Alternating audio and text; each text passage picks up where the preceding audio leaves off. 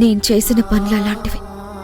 కానీ ఇప్పుడు జరుగుతున్న దాంట్లో నా తప్పు కూడా ఏం లేదమ్మా.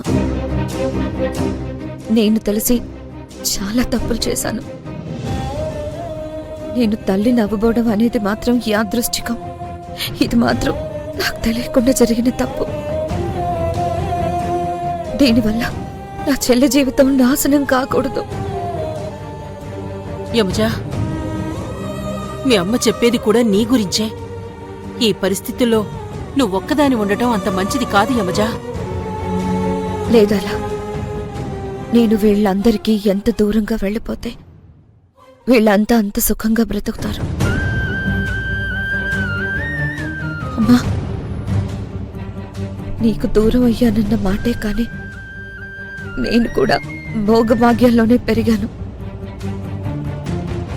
పరిస్థితుల ప్రభావం వల్ల నేను ఇలా మారిపోయాను. కానీ మిమ్మల్ని అందరినీ ఇబ్బందుల పాలు చేయాలని కాదు.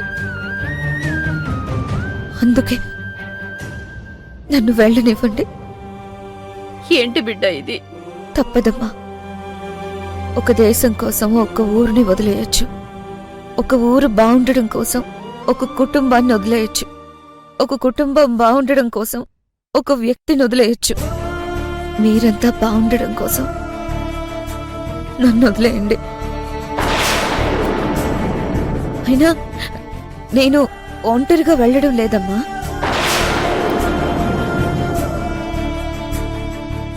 ఒక మంచి జ్ఞాపకంతో వెళ్తున్నాను. ఈ జ్ఞాపకాన్ని నాలా పెంచను, కావేరిలా పెంచుతాను. నీకు మాటిస్తున్నాను.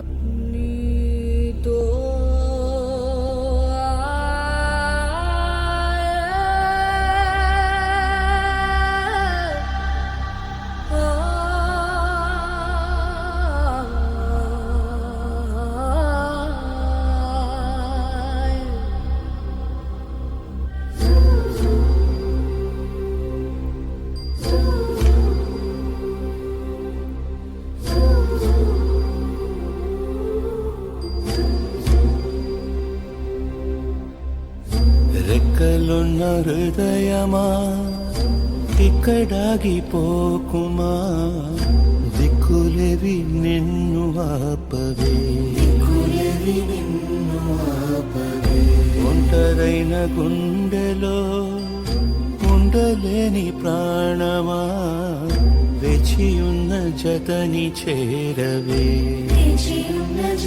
నిన్ను వెతికే తన తడి కనులకు కనబడతాబోలేదో ఆనవాలు ఏదు చూపవే. జడ చెప్పి ఊరటించవే.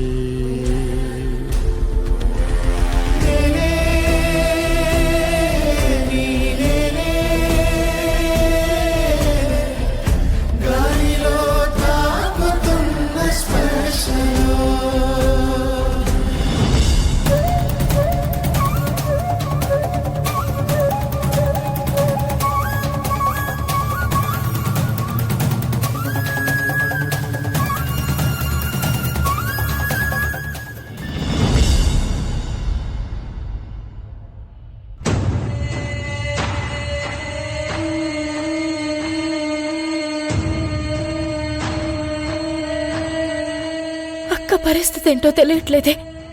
ఫోన్ చేస్తే అమ్మ కూడా లిఫ్ట్ చేయట్లేదు.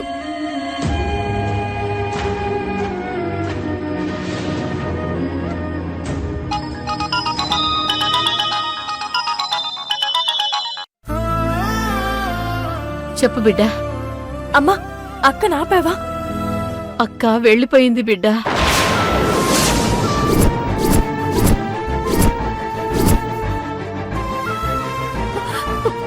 వెళ్ళిపోవడం ఏంటమ్మా?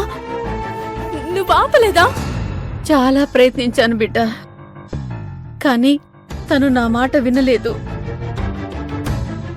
తన వల్లే మనకిన్ని సమస్యలు వచ్చాయని తను దూరంగా వెళ్ళిపోతే మనందరం సుఖంగా ఉంటామని అంటుంది. ఎక్కడికి వెళ్ళిపోయిందమ్మా? ఇప్పుడే అలతో కలిసి ఎయిర్పోర్ట్కి బయలుదేరింది. ఈ దేశం వదిలి వెళ్ళిపోతానంటుంది.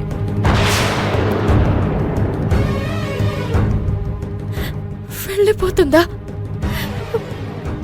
ఈ పరిస్థితుల్లో అందరినీ వదిలేసి ఎలా వెళ్ళిపోతుంది?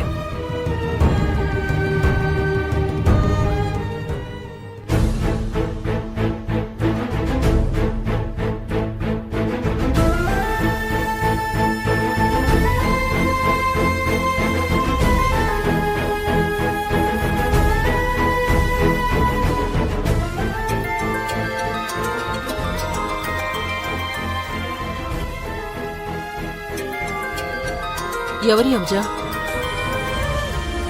కావేరి ఫోన్ చేస్తుంది.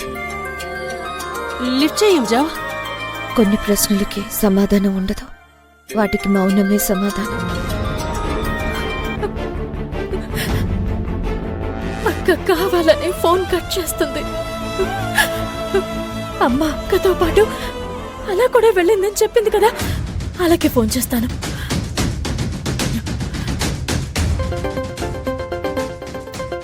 యమజ, కావేరి నాకు ఫోన్ చేస్తుంది. లిఫ్ట్ చేయగల. యమజ, ఇది మనకొచ్చిన ఆఖరి అవకాశం. ఇంకొకసారి ఆలోచించు. జుట్టు పోతే రాదు, పొట్ట వస్తే పోదు, అలాగే డబ్బు పోతే మళ్ళీ రాదు, దరిద్రం వస్తే పోదు. అలా చెప్పినట్టు చెయ్యి. కట్ చెయ్యి, కట్ చెయ్యి.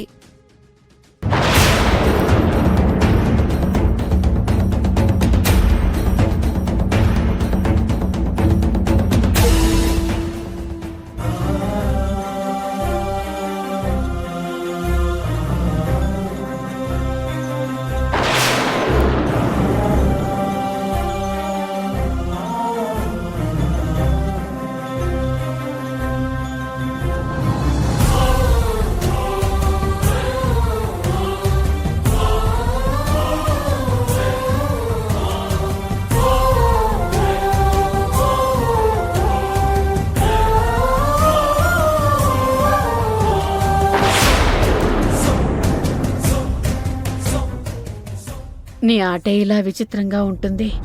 కనిపిస్తే చంపేయాలనుకున్న యమజని నా పెద్ద కూతుర్ని చేశావు. ఇన్నాళ్ళు దూరంగా పెరిగింది కదా, దగ్గరికి తీసుకుందాం అనుకుంటే తనే దూరంగా వెళ్లే పరిస్థితి కల్పించావు.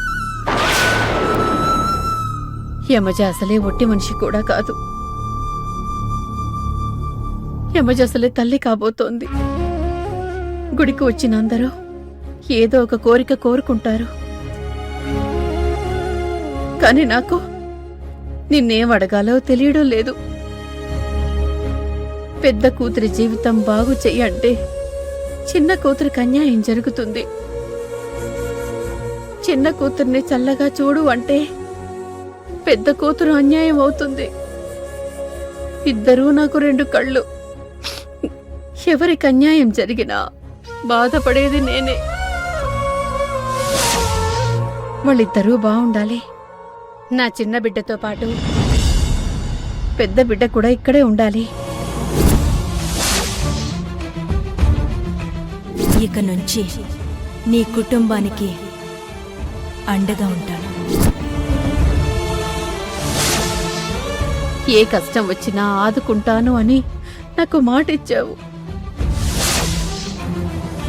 అమ్మలగన్న అమ్మవి. ఈ అమ్మ మనసు కూడా అర్థం చేసుకో తల్లి.